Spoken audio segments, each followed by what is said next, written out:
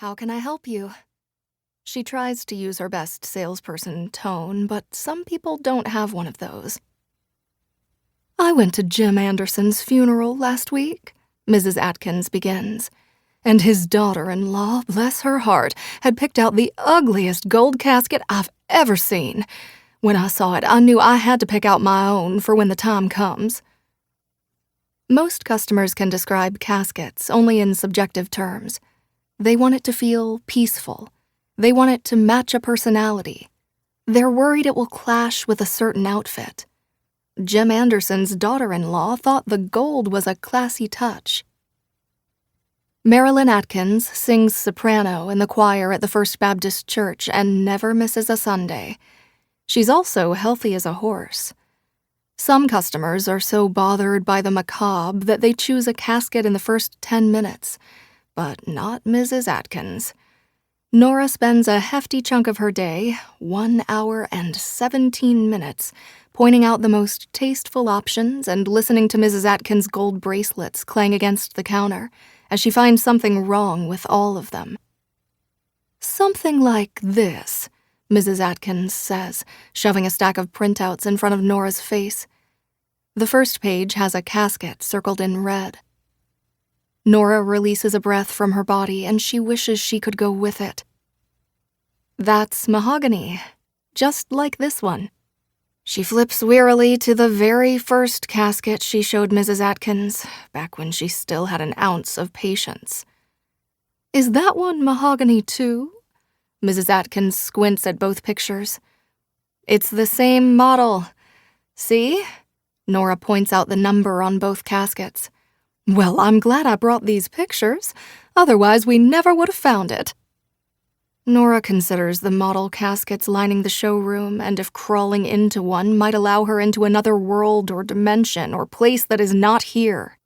But she needs Mrs. Atkins's business, so she leaves that adventure for another day while she finishes the sale. As she signs her name to the paperwork for a solid mahogany casket with cream satin lining, Mrs. Atkins asks, "Are you still living in that house?" "Yes, ma'am." Her parents' house has been in Nora's family for a couple of generations. Mrs. Atkins's family would never be on that side of Rabbittown, but she hears things like everybody else. It must feel so empty. That house is meant for a family. She slides the paperwork across the counter and gathers her purse to leave. You haven't found any nice men since you've been back? None that stick. She can't be sure what Mrs. Atkins will say next, but she knows it will be one of the 3 types of responses everyone says to single women over 30. 1. You're lucky. Husbands are the worst. 2. It will happen when you least expect it. 3. Don't forget your biological clock. It will happen when you least expect it, Mrs. Atkins says. That's how these things go. So I've been told.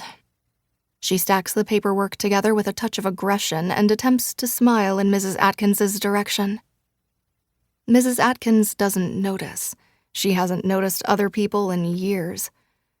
You aren't getting any younger, she says, wagging her finger as if scolding a child.